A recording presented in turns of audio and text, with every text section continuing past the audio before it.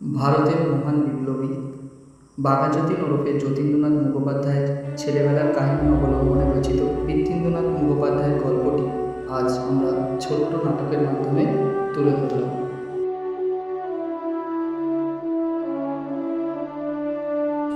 সারাদিন অপেক্ষা করে আছি মা, কখন সেই দিনের শেষে সূর্য পশ্চিম আকাশে ঢলে পড়লে তবেই নদীতে নিয়ে যাবেন। কই কোথায়, চল তাহলে নদী থেকে ঘুরে আসি। সাঁতারে কোনো প্রকার গাফিলতি চলবে না কিন্তু। সে তো আমি জানি, কি শীত কি বর্ষা তোমার কোনো ভ্রুক্ষেপ আছে? যেতে তো আমাকে হবেই। ঠিক আছে, শাড়ির আঁচলটা কোমরে বেঁধে দিলাম, যা একেবারে শরীরটা ভালো মতো ঝাঁকিয়ে আয় দেখি। আজ জোয়ারটা বড্ড বেশি, ঢেউগুলো ফেনার মতো এগিয়ে আসছে, কিন্তু পারতে তো আমাকে হবে রূপে। ঠিক আছে, অনেক হলো, এবার উঠে আয় দেখি। এভাবে এই বিপদকে তুচ্ছ করে এগিয়ে গেলে তবেই জয় নিশ্চিত। কিরে জ্যোতি, কোথায় তুই? মায়ের থেকে গল্প শুনবি না নাকি? এই তো আসছি, মায়ের কোলে শুনে রামায়ণ মহাভারত পুরাণ শিবাজি রানা প্রতাপ সীতারাম রায় এই সমস্ত কাহিনী আসলে যে আমার ঘুম আসে না।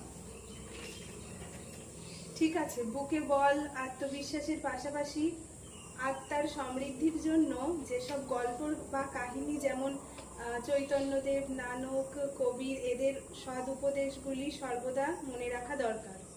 আচ্ছা মা, আজ তুমি আমাকে ইংরেজদের হাতে এদেশের মানুষরা যে বঞ্চিত হচ্ছে, কষ্ট পাচ্ছে, তার কিছু কথা আমাকে শোনাও দেখি। সত্যি, আজ ওই ভিনদেশীদের অত্যাচার, মানুষ নাজেহাল, সকলেই অসহায়। আচ্ছা মা, আমি তাহলে মামার সাথে কুস্তির আখড়ায় গেলাম। ঠিক আছে, সাবধানে যাস, মামার হাত ধরে থাকিস কিন্তু, পথে ঘাটে মামার কথা শুনে চলিস। সেই গড়টিয়া থেকে চলে এলাম। ও হলো ফেরাজ খা, আমাদের বাড়ি পাহারা দেবে। উত্তর পশ্চিম সীমান্তে প্রতিশোধের বাড়ি। ও লাঠি ছুরি বন্দুক চালাতে বেশ পটু। আচ্ছা, তাহলে উনি আমাদের এখানেই থাকবেন? বেশ মজা হবে। হ্যাঁ, চণ্ডী মণ্ডপের ওধারে আলাদা একটা ঘর ঠিক করে দিয়েছি। আর তাছাড়া বাড়ির ছেলেদেরও বিভিন্ন খেলাধুলা শেখাবে। ও, ইনি তাহলে সেই আফ্রিদি ফেরাজ খা। তাকে দেখে রবি ঠাকুর তার কাবুলিওয়ালা গল্পের অনুপ্রেরণা পেয়েছিলেন। একদম তাই, রবি ঠাকুরের থেকে আমি শুনেছি তিনি আমার মক্কেল ও একজন ভালো বন্ধু। শত অত্যাচারের পরও আমার মুলুকের কেউ ইংরেজকে রাজা মানেনি। আমি আমার দেশকে প্রাণের চেয়েও ভালোবাসি। এর জন্য আমি মরতেও ভাবি না, মারতে আমরা পিছু পা না। জানি, কিন্তু দুষ্টুমির মধ্যে বিন্দুমাত্র শয়তানির ছোঁয়া নেই। তাছাড়া এই বয়সে ওরা তো একটু দুষ্টুমি করবেই। তাহলে এবার বাড়ি ফেরা যাক। বাড়ি ফিরে আবার একটু ঘোড়ায় চড়ে শিকারে বার হবো ভাবছি। তুই যাবি নাকি? হ্যাঁ, সে তো অবশ্যই। ঘোড়ায় চড়া, শিকার করা, দৌড়ঝাঁপে আমি তো তোমার প্রিয় সাগরেদ। কিরে, আজ যাবি নাকি ঘোড়ায় চড়তে? ঠিক আছে, আমি তোমার ঘোড়া নিয়ে একটু ঘুরে আসি। আচ্ছা, সাবধানে যাবি আর তাড়াতাড়ি ফিরে আসিস। আর রবি ঠাকুরের ভাইপো সুরেন আসবে বলেছিল, তোর সাথে পরিচয় করাবো। তোকে বড্ড ভালোবাসে। আচ্ছা মামা, ঠিক আছে, আসি, একটু বাদে ফিরে আসছি। কেমন আছো অনাথ? এই তো বেশ ভালো আছি। আসতে অসুবিধা হয়নি তো? না, বেশ ভালোভাবে এসেছি। কিন্তু কই, জ্যোতিকে তো দেখছি না। আর ঘোড়াটাও নেই। নিশ্চয়ই সে ঘোড়া নিয়ে বেরিয়েছে। একটু বেরিয়েছে, চলে আসবে একটু বাদে। তুমি ভিতরে এসো। ওকে একটা টাট্টু ঘোড়া কিনে দিয়েছি। ওর 9 বছর বয়সে ওটা নিয়েই ওর সারাদিন কাটে। আমার আস্তাবল থেকে ঘোড়াটা পালিয়েছিল। ধন্যবাদ তোমাকে। ঠিক আছে, আমি ঘোড়ার লাগাম গলায় পরিয়ে দিয়েছি। সত্যি আজ আমার গর্ব হচ্ছে তোকে নিয়ে। সত্যি খুব ভালো কাজ করেছিস। জানিস, সারা দেশের মানুষ তোকে বাহবা জানিয়েছে, তোর প্রশংসা করছে। আচ্ছা মামা, ঠিক আছে, চলো তাহলে গ্রামে যাওয়া যাক। উৎসব চলে এসেছে, আমরা সকলে নাটক করবো এবার একটা।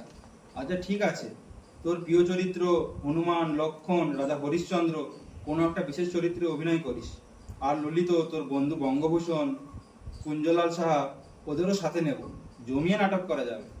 এবারে দুর্গোৎসবে প্রসাদটা তাহলে কি থাকছে? প্রায় 400 কিলোগ্রামের ভাত রান্না হবে। ভদ্রলোকের জন্য সাদা ভাত, আর প্রজাদের জন্য লাল চালের ভাত, প্রতিবার যেমন হয়। নবমীর দিন ওই বল পরীক্ষার খেলাটা আমি কিন্তু অংশ নেব। ঠিক আছে। কিরে, তোরা কি গন্ধ পাচ্ছিস না? স্কুলের গাছের কাঁঠালগুলো তো পেকে সমস্ত স্কুল তো গন্ধে মামা করছে। আচ্ছা শোন, আজ স্কুল ভাঙলে চলে যাস না, মজা করবো সবাই। আচ্ছা ঠিক আছে। স্কুল তো শেষ হলো, চল 2-3 জন কয়েকটা পাকা কাঁঠাল পেড়ে নিয়ে আসি। কে কাঁঠাল চুরি করেছে? চুপ করে বসে থেকে লাভ নেই, উত্তর দাও। স্যার, আমি গতকাল 3টে কাঁঠাল পেড়ে বন্ধুদের সঙ্গে ভাগ করে খেয়েছি, কিন্তু স্যার ওগুলো তো আমাদের স্কুলের গাছেরই ফল, এটাকে আমি চুরি বলতে নারাজ। সব শুনলাম, জ্যোতির সত্য কথা বলার সাহস আছে। কিছু বললে সর্বদা সত্য কথা বলতে হয়, বুঝলে সব? আচ্ছা ঠিক আছে, সকলে পড়াশোনায় মন দাও। আর জ্যোতি, আর এমন কাজ করো না।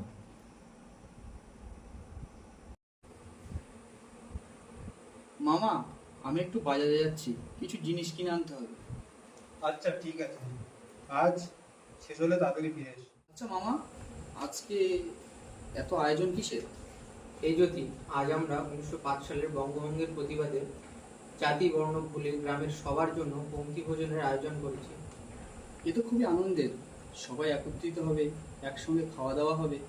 আচ্ছা, সবাই কখন আসছে? একটু বাদেই সবাই এসে পড়বে।